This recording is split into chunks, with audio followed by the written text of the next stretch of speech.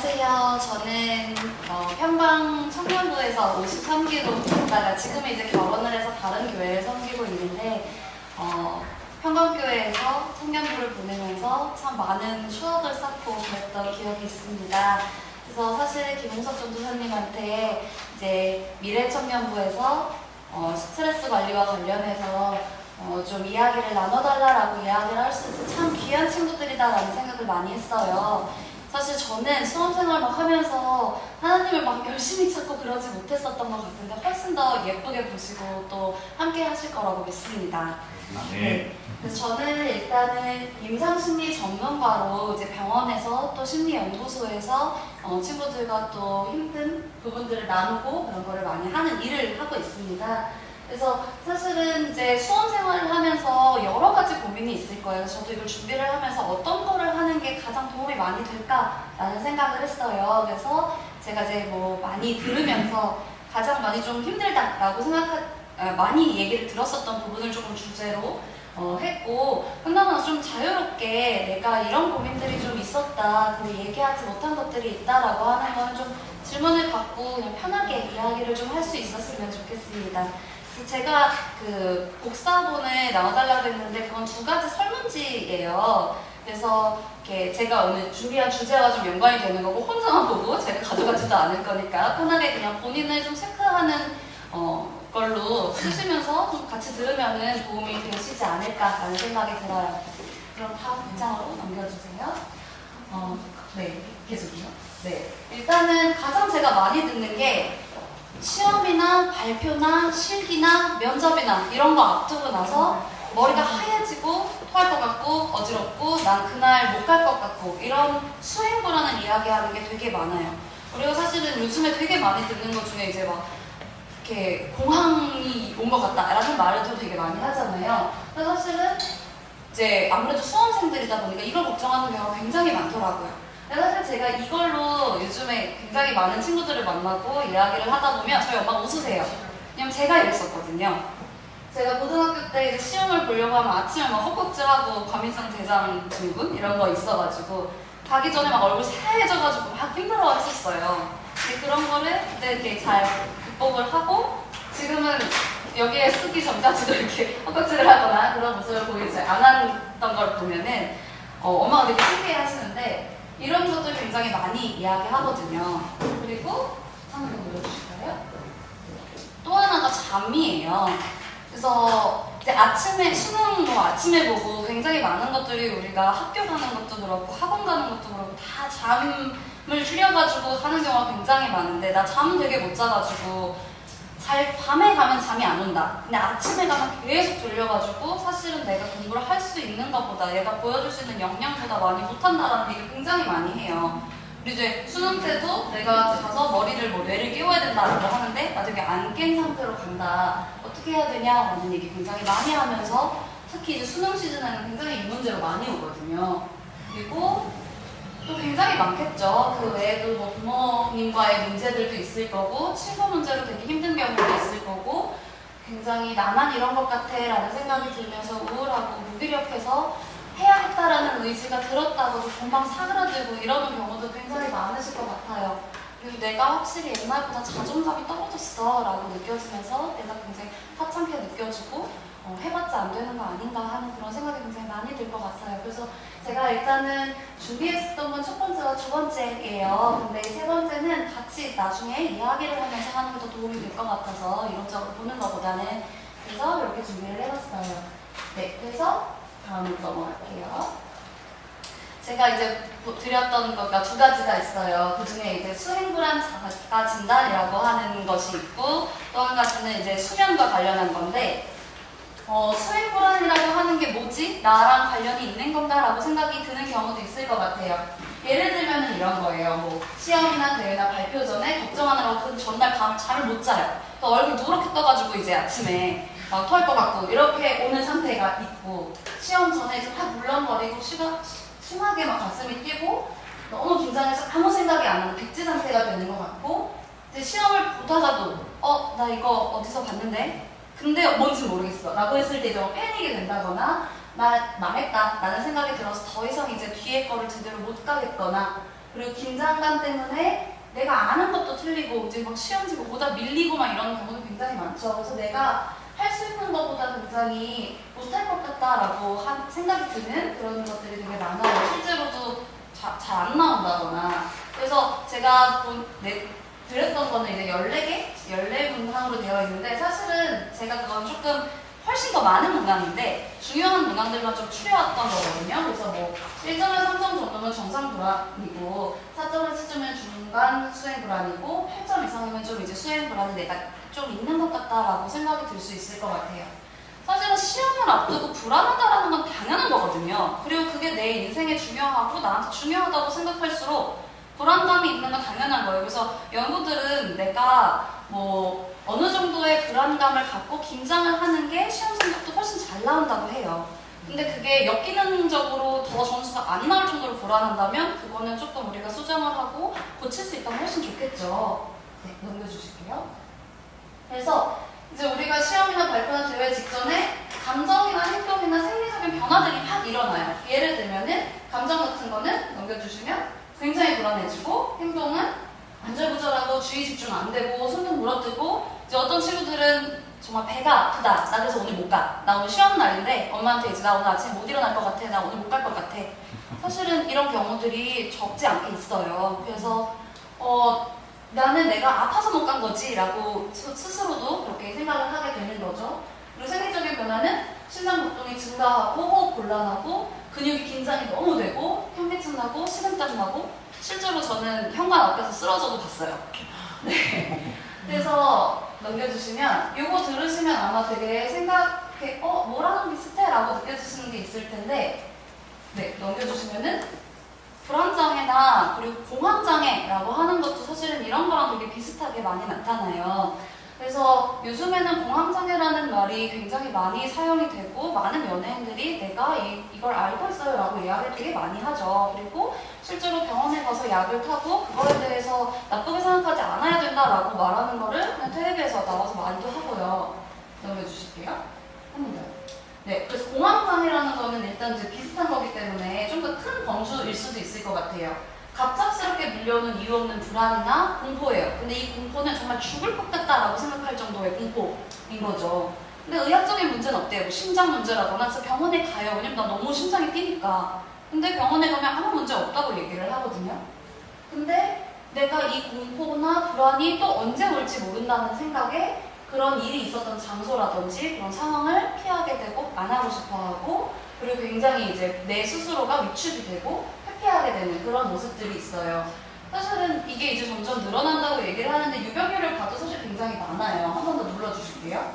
공황 발작이라고 하는 이제 정말 막 그런 뭐 토할 것 같고 호흡 곤란하고 긴장되고 이런 그런 공황 발작은 전체 인구의 6%는 경험을 한 적이 있다고 해요. 저도 여기에 들어가겠죠. 그리고 공황장애는 3.5% 정도 있다고 하고 큰 범주로 내가 정말 불안해서 내 기능을 떨어뜨릴 정도라고 하는 건 20%나 갖고 있대요. 그러니까 5명 중에 1명은 그런 거를 가졌었던 적이 있다라는 거예요. 넘겨볼게요. 그래서 이런 거에 사실 이제 어떤 식으로 도움이 되게 할 수 있을까라고 하는 게 굉장히 어떻게 보면 좀 이제 쉬운 거지만 굉장히 사용하기는 어려울 수도 있는 거라서 연습이 좀 필요하기는 한데 중간 정도의 수행 불안을 가지고 있으시다면 내가 시험 보기 전에 할 수 있는 여러 가지 것들을 해볼 수가 있을 것 같아요. 그래서 일단은 이완호흡법이라고 하는 거 혹시 들어보셨을까요? 이완호흡이라고 하는 거는 어렵지는 않지만 함께 같이 해볼게요. 복식호흡이거든요. 그래서 배로 숨을 들이쉬고 코로 내뱉고 하는 그런 거예요. 그래서 내가 공황장애가 지금 왔다 아니면 정말 극도로 불안해져서 내가 지금 집중을 못하겠다 머릿속으로 막 별 생각이 다 든다 라고 했을 때 사용할 수 있는 방법인 것 같아요. 그래서 자 제가 술을 같이 셀 거예요. 그래서 들이마시고 하면 코로 들이마시고 그리고 입으로 내뱉고 할게요. 자 들이마시고 내뱉고 하나 한 번 더 들이마시고 내쉬고 둘 이런 식으로 이거를 이제 1부터 10까지 천천히 너무 빠른 상태로 하지 않고 10까지 천천히 세는 거예요. 사실 이거를 내가 굉장히 극도로 불안한 순간에 하면 오히려 머리가 굉장히 아프다라는 생각도 들고요. 되게 띵해진다라는 생각도 들어요. 사실은 그렇기 때문에 좀 연습이 필요해요. 이거를 하려면. 그래서 뭐 요가나 필라테스나 이럴 때 이제 정신 뭐 이완을 한다, 근육을 긴장을 푼다라고 할 때도 굉장히 많이 사용되는 건데 내가 진짜 불안한 순간에 사용할 수 있을 것 같으세요? 마치 엄마랑 싸우고 난리 났어요. 지금 머리 끝까지 났는데 그때 내가 정신을 좀 차려야 돼 라고 하면서 이거 하려고 하면 절대 안 되거든요. 사실은 내가 굉장히 편안한 순간에서 내가 되게 편안한 장소에서 연습을 미리 해줘야 내가 실제로 공항 발작이 왔을 때 내가 되게 긴장했을 때 사용할 수 있는 방법이에요. 그리고 이제 478 호흡이라고 하는데 아까 그게 조금 더 쉬운 거라면 요거는 4초 동안 들이마시고 7초 동안 멈췄다가 8초 동안 내뱉는 거예요. 478. 이것도 한 번만 해볼게요. 들이마시는 건 4초 동안이에요. 들이마시고 셋, 넷, 멈추고 4, 5, 6, 7, 내뱉고 4, 5, 6, 7, 8. 네, 이런 식으로 이거는 사실은 홀드하는 시간이 있기 때문에 조금 더 이제 숙련이 돼야 되는 건데 이게 근데 또 도움이 많이 된다고 얘기를 해요. 이제 이완호흡하는 방법은 내가 아까 우리가 감정이나 그다음에 이제 신체적인 거나 그리고 생리적인 거 이런 게 여러 가지가 있다고 했는데 실제로 몸에 호흡을 조금 바꿈으로써 신체적인 이완을 해주는 거라고 볼 수 있어요. 그럼 이거는 이제 신체적인 생리적인 현상을 하기 위해서 몸을 다뤄준 거라면 두 번째는 따뜻한 감정을 일으킬 수 있는 대체 행동을 하는 거예요. 그래서 내가 굉장히 불안한 상황에 불안이라는 감정이 지금 나를 다 휩싸고 있을 때 계속 내가 손도 물어뜯고 있고 다리 달달 떨고 있으면 절대 그 감정이 사라지지가 않아요. 그렇기 때문에 내가 다른 행동을 함으로써 내 감정을 바꿔주는 거예요. 그 감정이랑 행동이랑 그런 신체적인 거는 다 연결이 되어 있기 때문에 하나를 내가 의도적으로 바꿔주는 것만으로도 도움이 많이 돼요.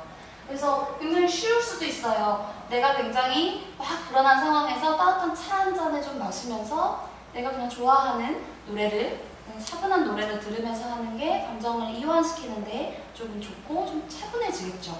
그래서 내가 너무 힘들 것 같은 날은 엄마한테 부탁을 해요. 엄마 나 그날 보온병에 뭐 좀 따뜻한 물 좀 싸다 달라. 뭐 나를 뭐 이완시킬 수 있는 그런 내가 좋아하는 차 좀 싸다 달라. 아니면은 내가 뭐 핸드폰에 내가 좋아하는 노래를 담아놓고 이땐 이걸 들어야지. 그래서 저는 제가 좋아하는 가수가 부른 CCM을 들고 다녔었어요. 그래서 그 CCM을 듣고 CCM으로도 되는데 내가 좋아하는 연예인이 노래를 불러주시니까 되게 좋고 그래서 나한테 좀 차분한 마음을 가질 수 있고 좀 편안한 감정을 가지게 하는 게 뭔지를 좀 찾아보는 게 이건 좀 필요하겠죠. 사실은 이렇게 두 가지 같은 거는 지금 듣기에도 그렇게 어려워 보이지 않을 거예요. 그래서 중간 정도의 수행불을 내가 가지고 있다라고 한다면은 도움이 될 거라고 생각을 해요. 근데 사실 정말 극도로 내가 불안해져서 아무 생각을 할 수가 없을 때는 아까 그 두 가지가 먹히지 않아요. 그래서 이럴 때는 사실은 내가 실수해서 아는 거 틀리면 어떡해? 뭐 시간 모자르면 어떡해? 공부한 만큼 성적 안 나면 어떡해? 너무 긴장해서 집중 못하면 어떡해? 라는 그런 생각들이 지나가는 거예요. 그래서 어떤 반응을 일으키기까지 그 가운데 아무것도 없이 그냥 내가 시험 앞두고 있으니까 지금 불안한 게 당연하지 라고 생각할 수 있지만 사실 그 사이에는 그냥 정말 확 하고 지나가는 사고들이 있어요. 근데 그 사고가 뭔지 내가 생각을 못할 때도 굉장히 많거든요. 근데 사실은 들여다보면 이런 거라는 거죠. 날 불안하게 만드는 거는. 그럼 내가 날 불안하게 만드는 생각들은 뭘까라는 그런 굉장히 자동적인 생각들을 잡아줘야 돼요. 그래서 넘겨볼게요. 이게 전혀 도움이 되지 않겠죠? 네, 한 번 더요. 그래서 이거를 잡고 사실 이거를 고쳐주는 게 필요하죠. 네, 바꿔볼까요? 그래서 떠오르는 생각들이 뭔지, 그게 합리적인 건지, 그리고 과연 그게 나한테 도움이 되는 건지, 그거를 생각해주는 게 굉장히 필요합니다. 네. 그래서 제가 이제 만났던 친구 중에 이제 음대를 진학하고 싶어 하는 친구가 있었어요. 그래서 그 친구가 실기도 봐야 되고, 뭐 면접도 봐야 되고, 이제 뭐 그 시험도 물론 앞에도 있지만, 이제 실기가 굉장히 중요한 친구인데, 실기만 되면은 굉장히 힘들어하는 친구였었거든요. 그래서 이 친구가 이제 굉장히 불안하고 무섭고 이런 느낌을 느끼면 현기증이나 학주에는 집중이 안 돼서 이제 악보를 당연히 외워서 해야 되는데 그게 기억이 안 난다. 그리고 나는 못할 거야 라는 생각 때문에 가지를 못하는데 전이요. 네. 그 친구는 어떤 생각을 했을까요? 그 친구는 이런 생각을 했어요. 이번 시험 반드시 잘 봐야 돼. 나 이거 망치면 내 인생 끝이야. 그리고 조금 극단적으로 더 많이, 사실은 이 생각에서 끝나는 게 아니라 굉장히 내려갔는데 엄마 아빠가 나를 위해서 지금 이 음대 그 준비하는 거 돈 다 대주셨어. 엄마 아빠가 요번에도 나 실패하면 엄마가 나 안 볼 거야. 엄마 아빠가 나한테 실망해서 더 이상 나한테 말도 안 시킬 것 같고 이런 생각들을 계속 하게 되는 거예요. 근데 그 자녀분이 있으시죠? 네. 만약에 자녀가 시험을 잘 못 봤어요. 잘 못 봤을 때 안 볼 수 있을 것 같으세요? 그죠? 시험을 못 봤다가 안 보는 부모는 없어요. 물론 그때 뭐 정말 마음이 격해져서 뭐 정말 상처 주는 말들을 하고 그러는 경우들이 있을 수 있고 그랬기 때문에 내가 그 생각이 더 강해졌을 수는 있어요. 근데 그렇다고 내가 그렇게 생각하지는 않을 수 있고 그리고 이제 대학을 못 가면 나는 실패한 인간이야. 그래서 나는 앞으로 돈을 못 벌 거고 돈을 못 버니까 나는 계속 내려가다 보니까 자기는 결국 노숙자가 돼서 길가다가 앉을 것 같아요. 사실은 내 머릿속으로는 굉장히 지나가는 생각이고 합리적이지도 않아요. 내가 지금 이거를 뭐 되지 않더라도 다른 길이 있을 수도 있고 아니면 다른 걸 찾을 수 있는 기회가 될 수도 있고 이거를 사용해서 내가 다른 걸 할 수도 있고 실제로 여기서 잘 될 수도 있는데 그거를 생각하지 못하는 거죠. 내가 실패할 거다라는 생각에 너무 사로잡혀서. 그래서 이 친구랑 굉장히 많은 이야기를 하면서 이게 나한테 도움이 되지 않으니까 우리가 좀 바꿔보자 라고 생각을 해서 바꾼 게 이거였어요. 실수해도 괜찮아. 이거 망친다고 내 미래가 망가지는 건 아니야. 그리고 또 다른 여러 가지 생각을 했었죠. 내 미래가 이거를 사용해서 또 어떻게 할 수 있을까? 여러 가지 다른 옵션들을 생각하고 내가 할 수 있는 실제적인 방법들을 좀 생각하기도 하고 엄마와의 얘기를 좀 하기도 하고 실제로 엄마와의 관계에서 내가 상처 입었던 것들 그래서 내가 왜 이렇게밖에 생각을 지금 못하는 거지? 라는 것들을 같이 나누면서 그래 내가 실수해도 괜찮겠구나 라는 생각을 스스로도 조금 할 수 있었어요. 물론 그게 100%를 하고 있다가 0%가 됐다는 얘기가 아니에요. 100%를 생각하고 있다가 그걸 한 70%? 60%? 이 정도로 그 믿는 강도가 조금만 줄어들어도 그 불안의 강도가 조금씩 줄어드는 거죠. 옛날에는 아무것도 생각이 안 나서 난 못할 것 같아 해서 약간 도망가던 친구가 그래도 갈 수 있고 거기서 할 수 있고 결국은 붙었어요. 네, 결국은 붙고 저랑 이제 스스로 마무리를 했었는데 이렇게 생각을 하면서 차분해졌고 최선을 다해서 할 수 있었기 때문에 붙을 수 있었던 거겠죠. 네. 그리고 또 한 가지는 이제 불안 상황에 대해서 점진적으로 노출을 하는 거예요. 그래서 이제 그런 사회 불안이라고 하는 것들이나 아니면 수행 불안이라고 하는 것들이 되게 큰 게 다른 사람 앞에서 발표하는 거나 진짜 못하겠다. 이건 대학생들 중에서 되게 많아요. 실제로 그냥 학교에서도 발표하는 게 되게 어려웠는데 면접관들 앞에서 말을 한다거나 아니면 뭐 친구들 앞에서 발표를 한다거나 이런 거를 할 때 정말 못하겠고 거기만 가면 막 달달달달 외워갔는데도 버벅버벅거리니까 버벅거리고 얼굴 빨개지고 못하겠다라고 얘기를 하는 경우가 굉장히 많아요. 아니야. 네. 그래서 이런 거의 경우는 사실은 이제 뭐 자기가 이런 상황들을 조금 만들어보고 노출을 해주는 게 되게 중요해요. 노출이라는 표현이 조금 어색할 수도 있는데 이런 상황을 실제로 그냥 만들어보고 연습을 해보는 거예요. 그래서 혼자서 맨 처음엔 안 되면 거울 보고 해요. 거울 보고 내 얼굴이 어떤가 이런 식으로 막 연습을 해보고 그 다음 비디오 카메라를 찍어봐요. 비디오 카메라로 나를 봤을 때 이제 어느 부분에서 내가 지금 막힌다 이런 게 있겠죠. 그리고 비디오 카메라도 사실 되게 덜덜덜 떨릴 거예요. 그런 걱정이 있다면 그런 걸로 몇 번 해보고 조금 나아지는 거 그리고 피드백을 받아볼 수도 있고 내가 스스로 나를 보면서 피드백을 해볼 수도 있고 그 다음에 이제 엄마 아빠 뭐 누구 내가 좀 믿을 만한 사람들을 데리고 조금 했다가 그리고 조금 더 많은 사람들을 앞에다가 모셔두고 친구들 좀 와봐라. 그리고 좀 신랄한 친구가 있고 되게 지질적인 친구들이 있잖아요. 지질적인 친구들 먼저 하세요. 맨 처음에 부정적인 피드백 받으면 난 너무 상처받으니까. 그래서 그런 좀 긍정적인 친구들이랑 같이 먼저 하다가 그리고 그 다음에는 좀 넓게 하면서 몇 번 해보다 보면 일단 이런 상황에 대해서 내가 조금 불안감이 덜어지는 거를 알 수 있을 것 같아요. 그래서 이제 그런 상황에 정신적으로 노출하는 거 이런 게 도움이 될 거예요. 네. 그래서 아까 네 가지로 얘기를 해드렸는데 이완 호흡하는 거는 내 신체적인 것들에 이완을 해주는 거고 그다음에 대체 행동은 내 감정적인 걸 좀 차분하게 바꿔주려고 하는 거고 합리적인 생각, 비합리적인 생각을 찾아서 합리적으로 좀 바꿔보고 정신적으로 노출하는 게 도움이 될 것 같아요. 아까 지금 이제 그 수행과 관련해서 불안이 너무 높을 때 그리고 공황 발작일 때도 아까 그런 것들을 사용할 수가 있어요.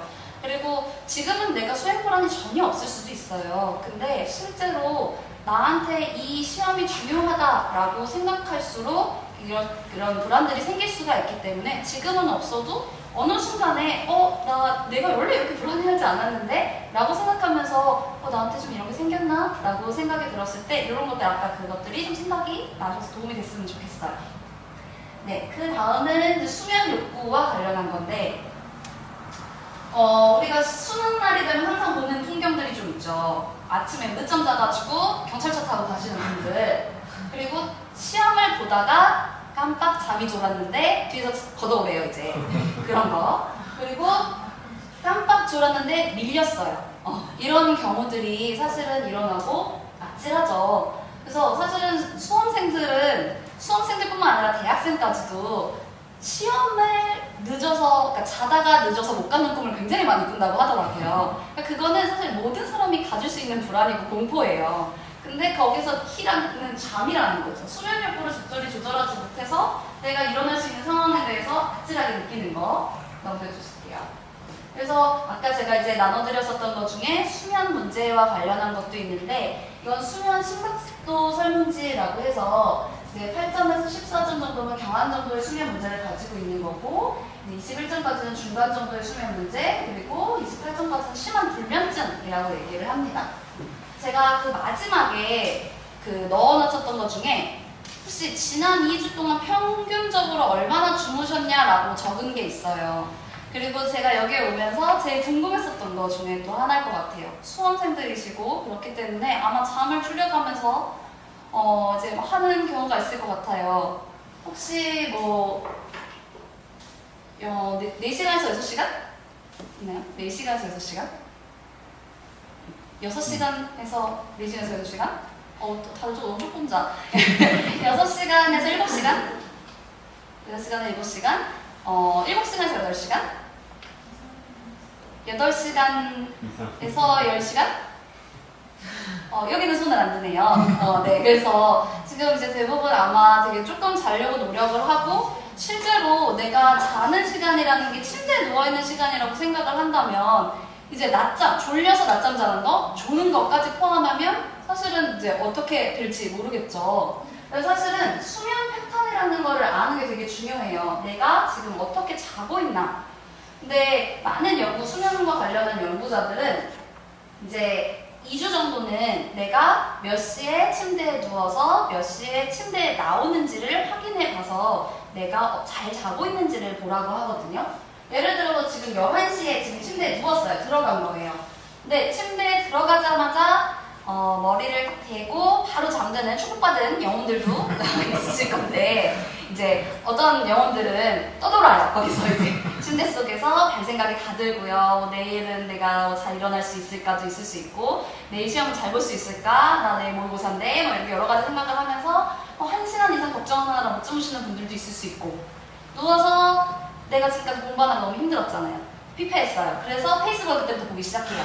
2시간 동안 페이스북을 하다가 주무시는 분들도 있고 그럼 사실은 이 노란색으로 되어 있는 비수면 상태가 꽤 길어지는 거겠죠. 그리고 수면이라는 건 진짜 자는 걸 말하는 거거든요. 다음 장 넘겨주실게요. 자, 요 네모에 뭐 들어갈까요? 우리가 어떤 유행병이 돌고 있다. 이거는 굉장히 저명한 수면학자가 우리 지금 전 세계 유행병이 돌고 있다. 근데 이거의 1순위가 지금 시험 공부다라고 얘기를 하는데 뭘까요? 눌러주세요. 네, 수면 부족이에요. 정말 못 잔다는 거예요. 그리고 대학생들, 그리고 수험생들, 고등학생들 안에서 제일 많다고 해요. 수면 부족이라는 걸 유행병이다라고 이야기할 정도로 지금 이야기를 하고 있는데 그럼 우리가 궁금한 거는 이거잖아요. 내가 지금 정말 피를 깎아가고 살을 깎아가는 그 고통으로 잠을 줄이고 있는데 과연 그런 성취 수준이 올라가냐? 그리고 내가 잠 안 자고 공부한 거는 머릿속에 잘 들어가고 있는 걸까? 이게 되게 궁금하죠. 그래서 제일 궁금한 거는 객관적으로 결국 몇 시간 자야 되냐라는 거예요. 그래서 지금 뭐 4시간 정도 자는 그런 수면 박탈 상황이 벌어지고 있는 건데 넘겨주시면 이거를 제가 다 설명하는 거 조금 어려워서 데이비드 디머스라고 하는 사람이 굉장히 유명한 수면 학자거든요. 그래서 여러 사람들을 데리고 이제 14일 동안 잠을 안 재우고 어떤 똑같은 집중력 평가라고 하는 거를 했을 때 어떤 식으로 수행 수준이 나왔냐 하는 거예요. 그래서 일단 첫 번째 그룹은 3일 동안 안 재웠어요. 안 재우고 72시간 동안 깨어있게 만들고 그 집중력 테스트를 매일 3일 동안 시킨 거예요. 그리고 2, 3, 4는 매일 4시간, 6시간, 8시간 이렇게 자게 하고 항상 만들었을 때 네, 눌러주세요. 다 눌러주세요. 네. 그랬을 때 8시간 잔 그룹이 반응률이나 가는 시간이 계속 굉장히 좋았다는 거예요.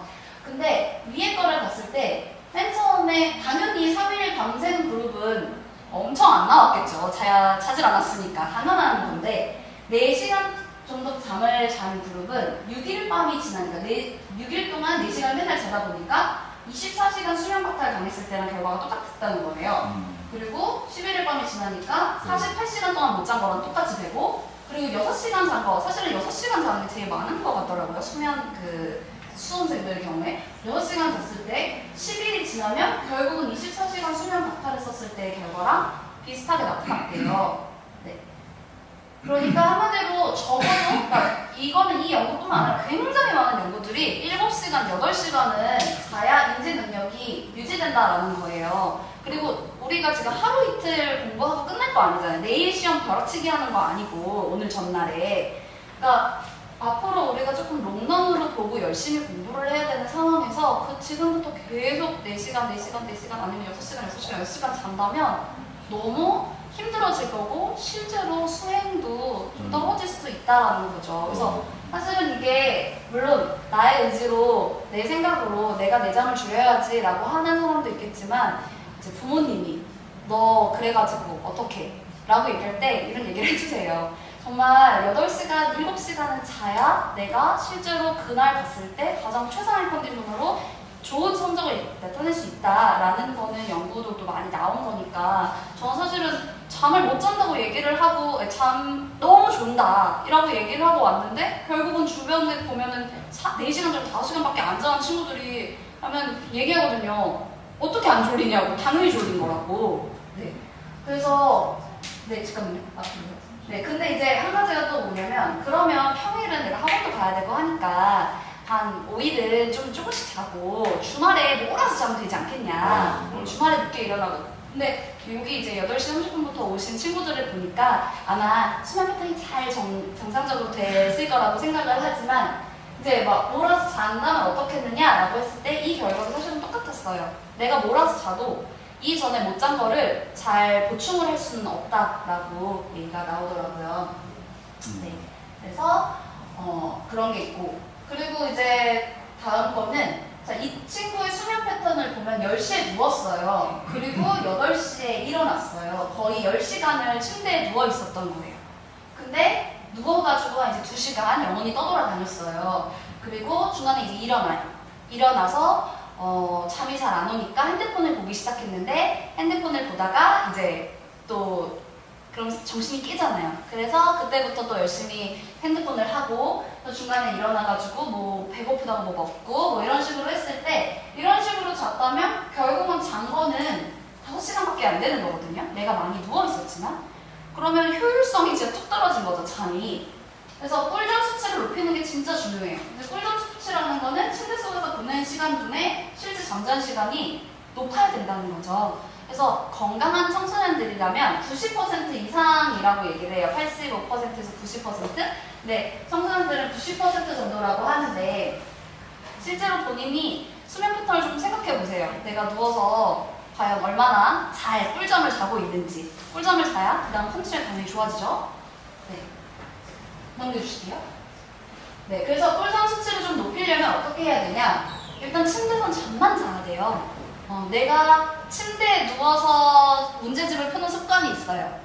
그러면 침대에서 잠만 자는 게 아니기 때문에 그게 좀 흐트러질 수도 있어요. 누워도 잠이 잘 안 오고 할 수가 있고, 침대에서 핸드폰 보거나 이런 딴짓하는 시간도 좋지 않고, 잠에도 예열 시간이라는 게 필요해요. 사실은 이제 불면증을 가지고 있으신 분들이 제일 많이 호소하는 게 누워도 잠이 안 온다라는 거거든요.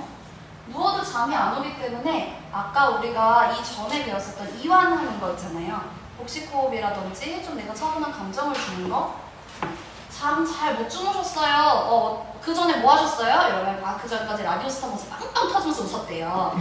그러면 몸이 막 이렇게 텐션이 올라가 있기 때문에 잘 수가 없어요. 그렇기 때문에 자기 한 30분, 40분 전부터는 조금 캄한 노래를 듣는다거나 해서 잠을 잘 못 주무시는 분들은 이런 게 좀 필요하죠.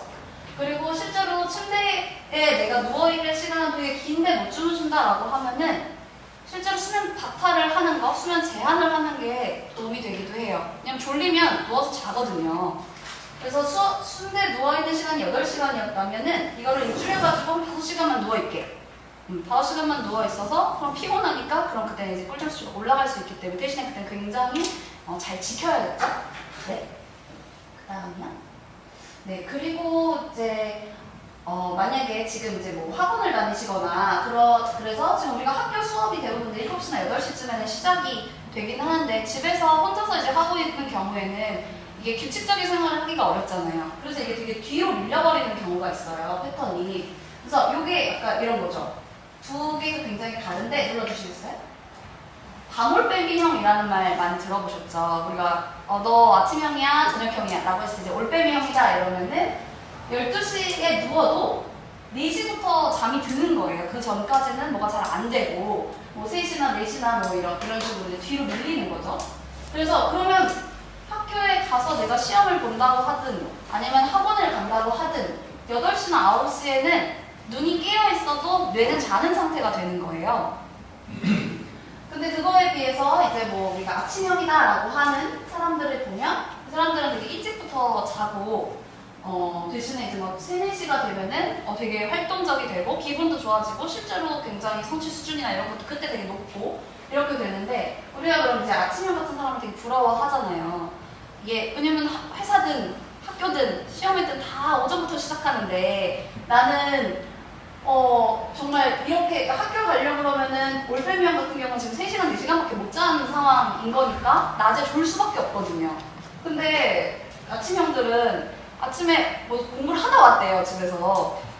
이런 식으로 이야기를 한다거나 지금 되게 쌩쌩하구만, 컨디션 되게 좋구만 이런 식으로 이야기를 하는 경우가 있는데 일단은 내가 좀 올빼미인 것 같아 라고 생각이 든다고 속상할 필요는 없는 게 왜냐면 청소년들은 기본적으로 거의 그때 이제 유전적으로도 그렇고 그리고 시기적으로도 그렇고 올빼미형이 많을 수밖에 없는 시기예요. 그래서 사실은 저렇게 사회적으로 아침부터 하는 게 옳지 않다라고 말하는 사람들도 있을 정도인데 하지만 우리가 일단 사회적인 규칙에 맞춰야 되니까 아침이 돼야겠죠. 아침형이 돼야겠죠. 그럼 아침에 인간이 어떻게 되는 건가? 네, 눌러주세요. 일단은 일정한 기상시간과 취침시간을 지키는 게 되게 중요해요. 내가 조금 더 일찍 눕고 일찍 누워서 바로 잠드는 게 아니니까 아까 말했던 예열 시간을 좀 갖는다거나 그렇게 해서 내가 조금 일찍 자더라도 대신에 일찍 일어나는 습관도 가져야겠죠. 내가 일찍 일어나서 일찍 누워서 10시에 뭐 11시에 누웠다 라고 하면은 뭐 6시에는 무조건 일어나기 뭐 이런 식으로요. 7시에는 무조건 일어나기 이렇게 나한테 정하고 맨 처음에 그게 안 되더라도 몸의 습관이 될 때까지는 좀 그렇게 해줘야 된다는 거예요. 그리고 사실 수면이라는 거는 빛이랑 굉장히 관련이 높아요. 그래서 아침에 일어났을 때 저는 암막 커튼을 닫히고 있거든요. 암막 커튼을 안 열면 전 11시까지도 자더라고요. 근데 아침에 빛을 쐬주면 아무튼 좀 돌아요, 사람이. 호르몬도 좀 변화가 되고 그렇기 때문에 아침에 일어났을 때 엄마한테 엄마 날 깨울 거면 문을 열어라 이렇게 얘기를 하거나 실제로 그리고 이제 밤에 빛을 보면 잠이 안 오거든요. 근데 우리가 블루라이트라는 얘기 요즘 되게 많이 하잖아요. 그게 어디서 되게 많이 나올 것 같으세요? 블루라이트? 그럼 핸드폰. 요즘에 그래서 핸드폰에 블루라이트 차단 이런 것도 있고 저는 블루라이트 차단 안 하면 잘 못 자거든요, 진짜로. 그래서 블루라이트를 차단하는 뭐 어플도 있고 하니까 블루라이트를 뭐 밤에 진짜 계속 보고 있으면 깰 수밖에 없는 상황이 되는 거예요. 그래서 밤에 일어나서 조금 핸드폰 봤는데 참 다 깨가지고 나 망했다 이렇게 되지 마시고 조금 내려주시는 거 그런 거 되게 중요하고 실제로 불면증으로 너무 힘든 경우에는 광치료라고 해서 사실은 좀 보여드리고 싶었는데 안경 쓰는 거거든요. 거기에서 블루라이트가 나오는 거예요. 그래서 내가 시간을 일정하게 맞춰놓고 나한테 좀 도움을 줄 수 있게 해서 사실 수면센터라든지 아니면은 이제 심리연구소나 이런 데를 가면 이런 걸 빌려줘요. 그래서 이제 물론 이렇게 뭐 상담을 하거나 이럴 때 이제 빌려주긴 하겠지만 너무 내가 불면증이 심하다. 사실 이건 이제 어르신들도 불면증으로 고민하시는 경우가 굉장히 많거든요. 어른들도. 그래서 좀 신경을 쓸 수 있는 부분인 것 같아요. 그래서 이것도 수면 문제를 극복하는데 수면 패턴 보고 내 문제가 뭔지 파악해서 그리고 수면 박탈되지 않게 어느 정도는 내가 자줘야 된다라는 거를 분명히 인지하시고 정말 너무 급한 상황이야 뭐 좀 밤샘을 하고 뭐 이런 게 있긴 하겠지만 기본적으로 내가 자는 시간이 어느 정도는 유지가 돼야 인지 능력이 잘 발휘될 수 있다는 걸 알아주셨으면 좋겠고 꿀잠 수치를 높여서 누워있는 시간에 결국은 내가 잠을 잤지만 잔 게 아닌 상황이 되지 않게끔 해주시고 아침에 인간이 되기 위해서 노력을 하시는 게 아마 수험생활에 좀 도움이 될 것 같아요. 네. 그래서 이제 제가 두 가지 제가 준비한 거 굉장히 빠르게 얘기를 했어요. 네. 그리고 혹시나 아까 이것들이 아니라 다른 여러 가지 질문들이 있을 것 같아요. 내가 요즘에 굉장히 힘들다라고 생각하는 부분들일 수도 있고 어떤 식으로 내가 해야 될지 모르겠다라고 생각되는 심리적인 걱정들이나 뭐 스트레스 같은 거 있으면은 그냥 편하게 얘기를 해주셔도 되고 여기서 얘기하면은 너무 그렇다라고 하시는 분은 끝나고 저한테 오시면은 얘기는 해줄 수 있는데 혹시 얘기를 하고 싶은 게 있으실까요?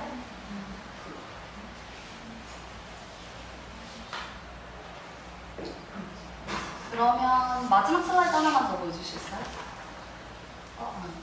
그 전에. 전에. 다음 슬라이드였는데. 네. 전이요.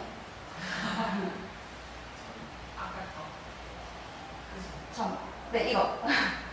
네. 그래서 사실 이제 뒤에 거는 제가 혹시나 질문이 들어오면 도움이 되실까 해서 이제 준비를 해왔던 건데, 저는 그러니까 제가 연구소나 병원에서는 할 수 없는 얘기인 것 같아요, 지금 이거는. 근데 제가 이제 미래청년부에 지금 정말 8시 반부터 와서 같이 하나님을 찬양하면서 또 아까 말씀하신 것처럼 현실 세계에 100% 열심히 쏟고 또 주일날 하나님께 또 100% 쏟고 또 이런 내가 내 인생에서 두 가지의 그거에 다 쏟고 있는 여러분이기 때문에 할 수 있는 얘기인 것 같아요. 그래서 우리가 그런 수험생활을 하면서 그냥 그런 기법들이라든지 행동하는 거 그런 것뿐만 아니라 우리는 다른 무기를 하나 더 가지고 있다는 생각이 들어요.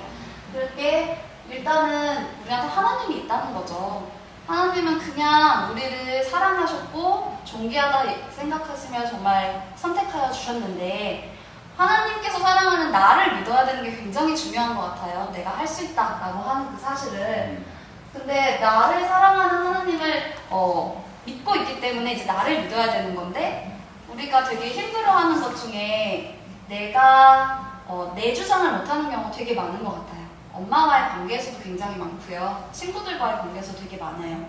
내 꿈이 맞는지 이런 걸 되게 생각해보는 게 중요한 것 같아요. 이게 정말 주입된 꿈은 아닌가? 내가 지금 하고 있는 이 노력이 뭘 위한 건가? 그게 지금 나를 향하고 있다면 그거는 진짜 맞는 거고 그 이후를 뭐 하나님을 위해서 뭐 섬긴다거나 감사하고 사용하는 데 너무너무 도움이 될 거예요. 근데 다른 사람을 위한 꿈이고 다른 사람을 지금 더 믿고 있는 게 아닌가 하는 생각을 한 번씩은 해보셨으면 좋겠어요.